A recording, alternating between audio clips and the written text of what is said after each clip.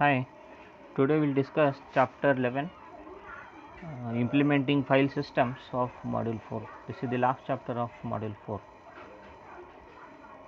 So these are the contents of this chapter which we are going to discuss today. Let us start the discussion with file system structure. So already we know what is meant by file. So file is a logical storage unit. It's a named entity where whatever the information which you want to store, so that will be stored. So that's why it's a file is the logical storage unit. It is the collection of related information. So how exactly the structure of file system will be there on the system? So in order to understand, again there are so many approaches. So today here we are going to discuss one of the simplest approach, that is the layered approach, that is layered file system. So as the name itself indicates, layered file system means the file system is organized into the number of layers, and every layer is having its own functionality. So that we'll see in the next slide. So before that we'll just discuss these three terminologies, that is file system, file control block, and device driver. The file system, again it's a particular table that resides on the secondary storage, which provides the efficient and convenient access to the disk by allowing data to be stored, located, retrieved easily. So the next is file control block. It's a storage structure consisting of information about a file. So every file is associated with its file control block, and that file's corresponding information, whatever the different attributes, the name, size, the users, and so on, all this information of a particular file is stored into this file control block. Means for every file a separate file control block will be there. So device driver controls the physical device. So we know that whenever we have a device attached to your system, so in order to access or operate that device, the operating system should have the device driver of that device, then only it can access or use that particular device. So next we'll see the layered file system. So as you can see, the file system may consist of these following layers. So the layers are application programs, logical file system, file organization, basic file system, IO control, and devices. So this the last one, the bottom layer is devices, the physical devices on which you can store the information. So above this we have the IO control. So this IO control consists of the device drivers, because we saw that in order to operate these devices we should have the device drivers. So that part is present in this IO control. So this consists of device drivers and interrupt handlers to transfer information between the main memory and the disk system. So this is IO control set. So the next layer is basic file system. So this basic file system needs only to issue generic commands to appropriate device driver to read and write the basic blocks on the disk. So each physical block is identified by its numeric disk address. Means here the basic file system, it issues the generic commands to the corresponding IO control, so that the corresponding read write operations will be performed on the device driver through the devices through the device driver. So the next we have the file organization module. So here the file organization module will hold the information of the files and their logical blocks as well as physical blocks, because whenever you want to perform a particular read or write operation, you should know where exactly the content is present. So we know that on a particular file system, the file is a logical entity. It is the collection of number of logical blocks. So that information is present at this layer, that is file organization module. So the next is logical file system. So this logical file system, this acts as an abstraction between the actual physical file system and the application programs. So here it holds again the information of the file system, like the metadata.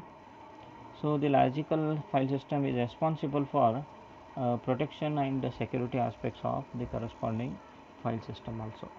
And above this, on top of all the layers, we have the application programs.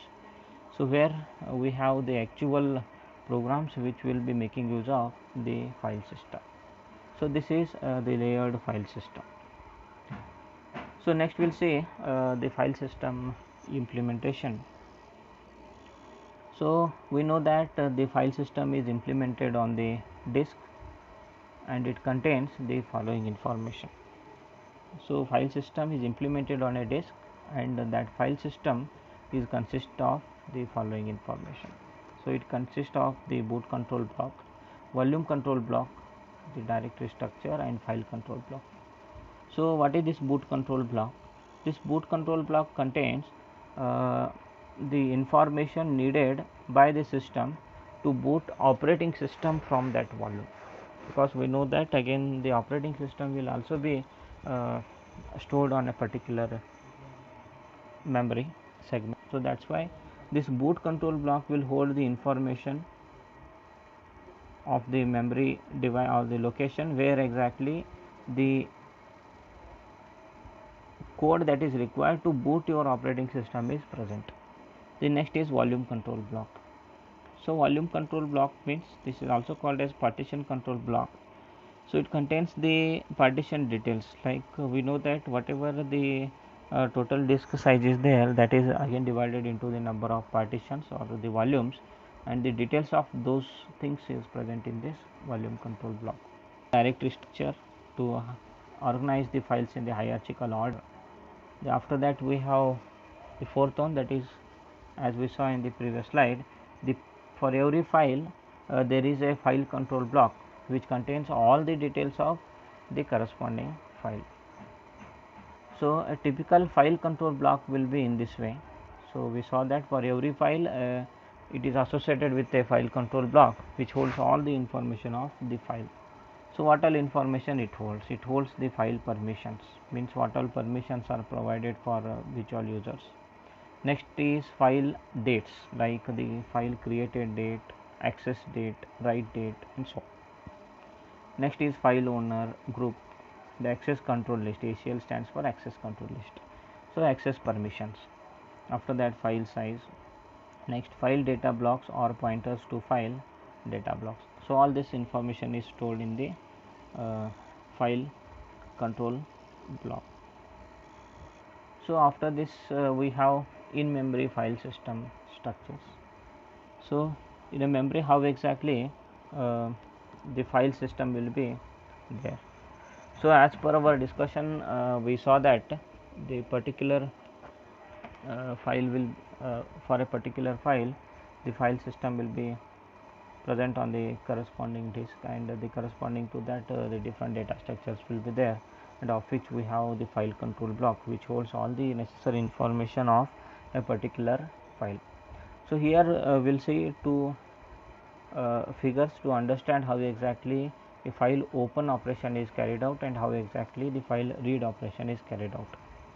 So here you can see the first figure is to denote the file open operation and second one is to denote the file read operation. So here in the user space, whenever you want to open a file, you will call the system call that is open by passing the file name which you want to create, which you want to open.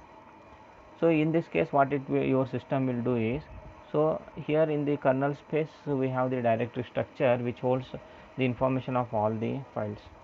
So first what it will do, so it will check whether this file is already opened. If it is already opened, no need to search that file in the directory structure and no need to open it once again. So if it is already open, what you have to do is you have to just add one more reference to the already opened file.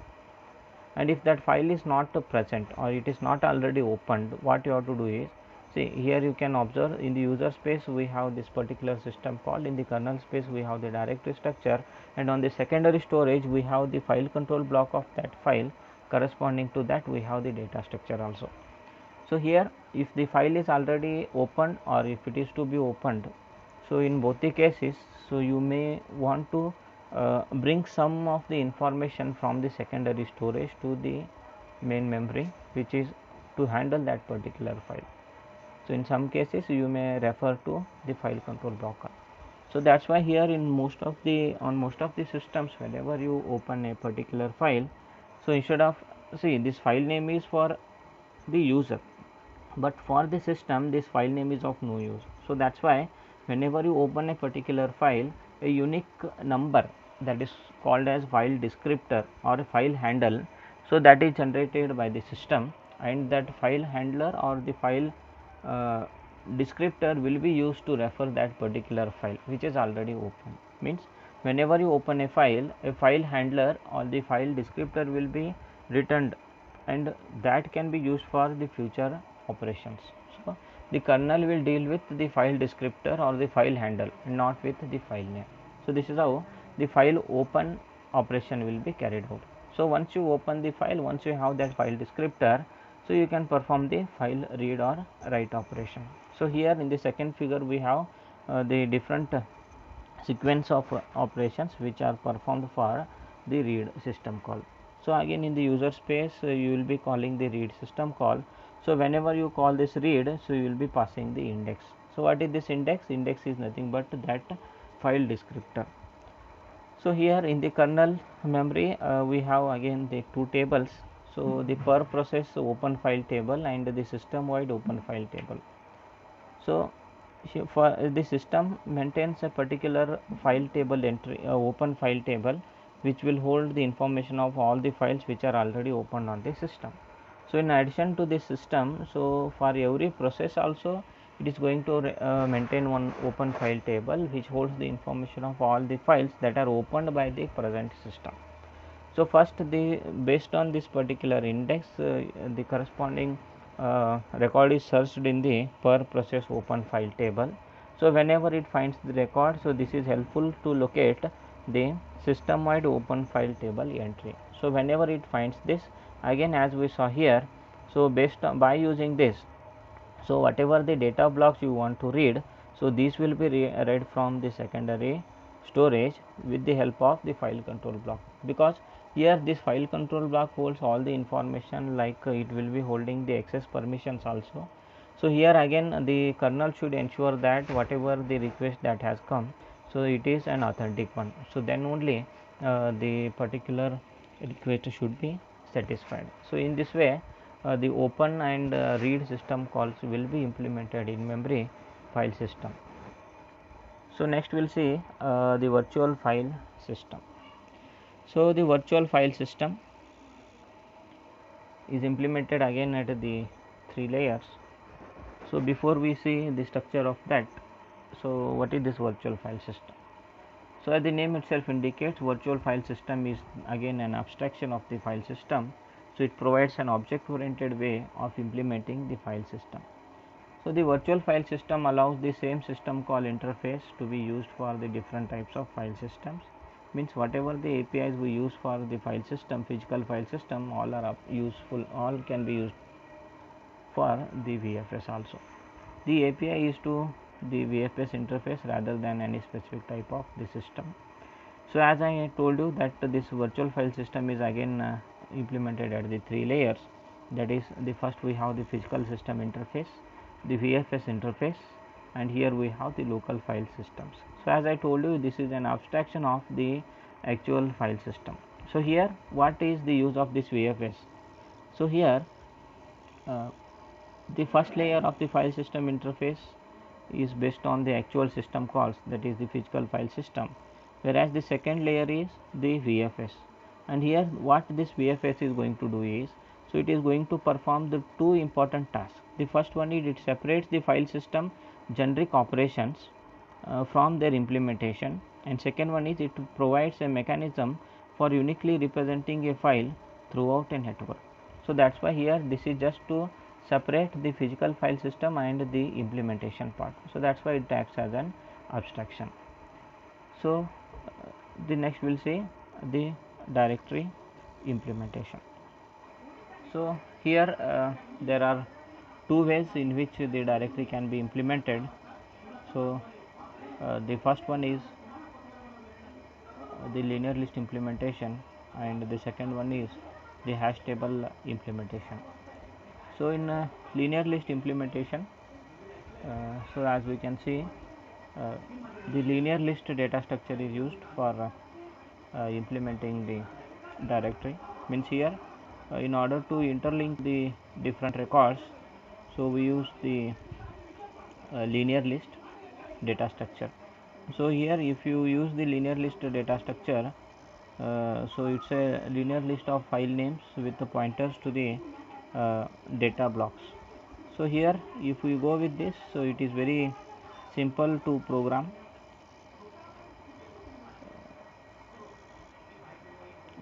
Use linear search to search the entry and time consuming to execute. Means here, whenever we use this linear link implementation for a directory, so here it is simple to implement this, that is simple to program. And here it uses a linear search technique whenever you want to search a particular entry in the directory, but it is time consuming.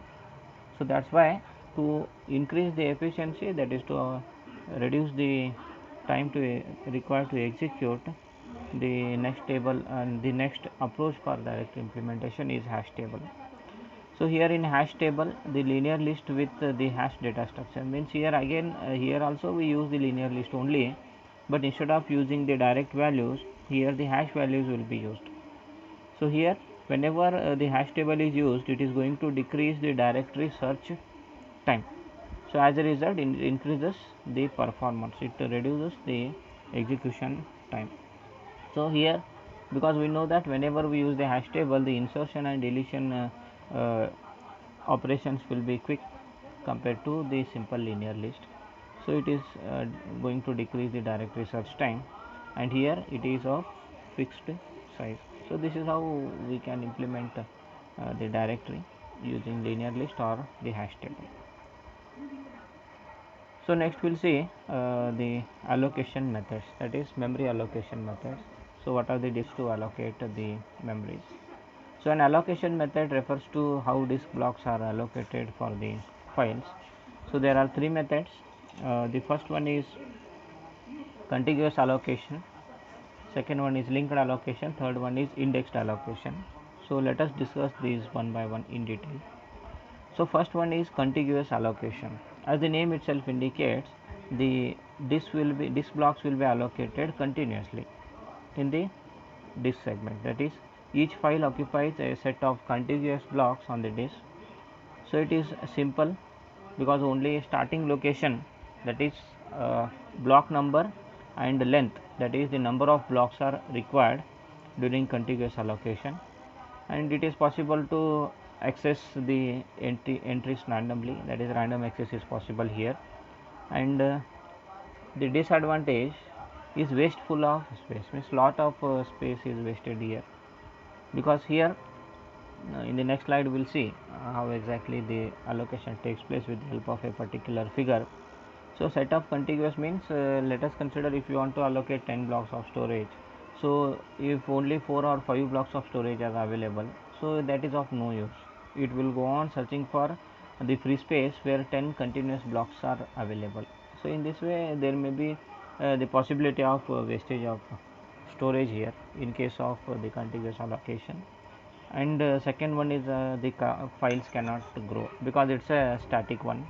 So that's why the dynamic storage allocation problem exists here. So let us consider this example to understand the contiguous allocation of a disk space. So here this is a disk, and here the square boxes indicates the blocks. So here we have the directory entry.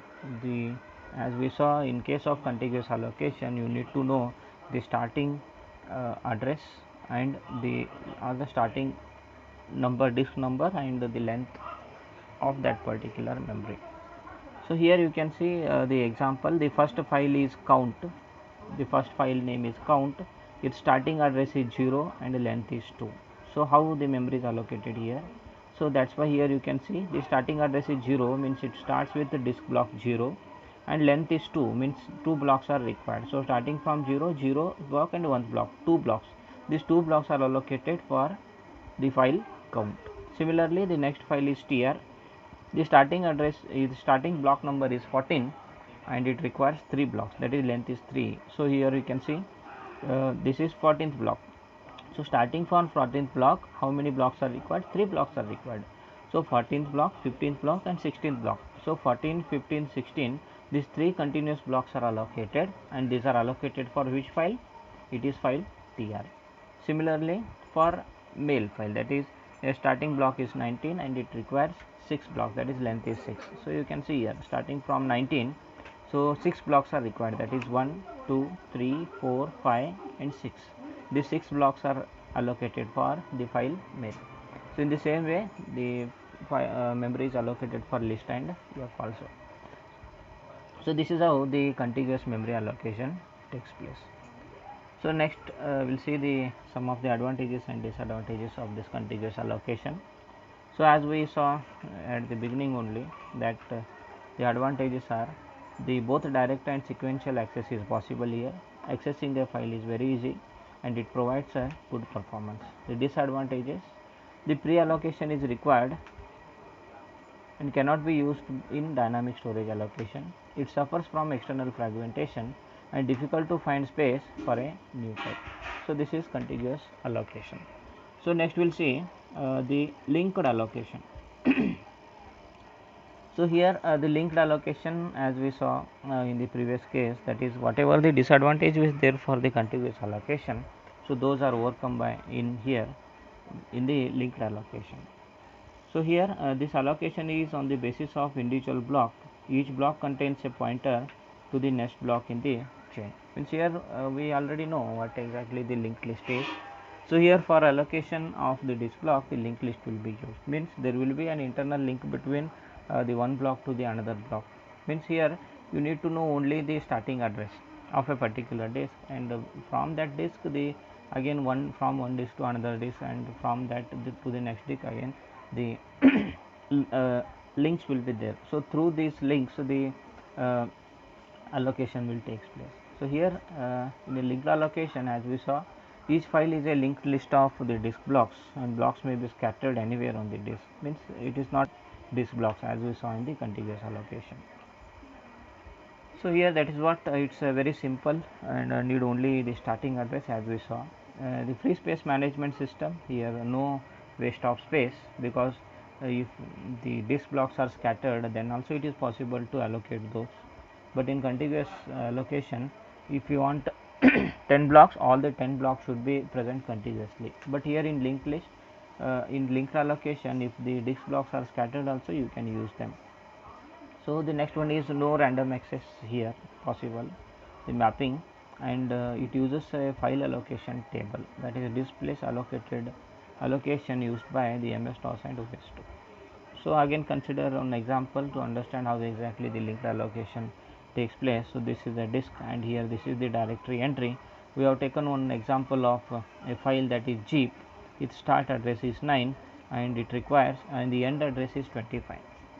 So you just compare this with the contiguous allocation. In contiguous allocation we require start and the length. Here we need start and the end.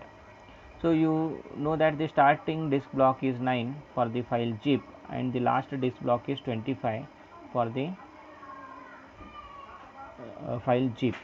So then as we saw that in link allocation, the internal link will be there among the disk blocks. So here you just see the starting block is 9, so this is block 9. So from this 9, so there exists a link to the 16. So from this 16 there is a link to 1. From 1 we have links to 2. From 2 the disk link is for 25. So this is the last block, that is 25. So in this way the linked allocation takes place. So we saw that here especially the MS-DOS systems use the file allocation table. So the same thing again, the directory entry, the name, the file name, some other information, and the start block will be there. So here the start block means it will be pointing to this particular entry. So from this we have a entry, from this again we have the pointer to the next entry, and so on. So here if you go with this file allocation table, so there may not be the need of the end disk number, only starting disk number is sufficient. So the third allocation is indexed allocation. So this is again similar to the previous one, but instead of having the links here, again a new data structure, that is index table, is used. So it brings all the pointers together into a particular block, that is index block, and the logical view is like this, that is there will be a one-to-one mapping between the different entities from the index table. So you consider this example again to understand the index allocation. So you consider the index block, that is 90. So here you have to just know the index block, and corresponding to this there will be the entries in the index table. So this is an entry in the index table, means you can see here for index 19 the sequence of disk blocks is like this. Like if you know that for the file zip the index block is 19, so it is understood that for this block 19, so these are the this is the sequence of the different disk blocks. So you can see here from this 19, so we have the access to all the other disk blocks that are the members of this particular index, that is index block 19. So in this way the indexed allocation will also takes place. So after this you just consider this, it's a combined scheme. This is one of the example that is followed in Unix UFS. We just go through this. So the last point of this chapter is free space management. So free space management means so how exactly the free space that is available on the disk is managed. So that's why here, to keep track of the free disk space, the system maintains a free space list. So how to manage that? So again here here also we have the two approaches. The first one is bit vector, means the n blocks. So let us consider you have a particular n number of blocks, and you can have a particular bit vector, so that indicates whether the corresponding block is empty or it is occupied. So that's why here the free space list is implemented as a bitmap or the bit vector. Here we have an example of the n blocks. So here bit of I, if it is 0, that indicates block of I is free. If it is 1, that indicates the block of I is occupied. Again, on some textbooks it is in the reverse case, that is on some textbooks it is given as the 0 indicates occupied and 1 indicates free. So here we consider 0 indicates free and 1 indicates occupied. So we consider an example where the disk where the block numbers, that is 2, 3, 4, 5, 8, 9, 10, 11, 12, so on, these are free and the rest of the blocks are allocated. So in this way the bitmap or the bit vector will be in this way. So as follows, because here we know that the disk 2 is occupied. Sorry, this disk 2 is free free means it should, the corresponding value should be free means the corresponding value, as per this the corresponding value should be equal to 0, but as I told you on some textbook it is reverse. So that's why we consider the reverse of this only. So we consider 1 means free and 0 means occupied. So that's why here you can see first two zeros means these two disks are occupied, that is 0th disk and 1th disk, but the second disk is free. So as you can see the third disk is also free, this corresponding bit is 1. The fourth disk is also free, so that's why it is 1. Fifth disk is also free, that's why it is 0. But 6 and 7 are not present here, means 6 and 7 are allocated, so that's why 6 and 7 bits are 0. So in this way the bit vector can be used for the free space management. So after this, again the next one is the linked free space list on this. So again here for this free space management also the linked list can be used, and you can directly see this particular example. There's this so here we'll be having one particular head, that is a free space list head.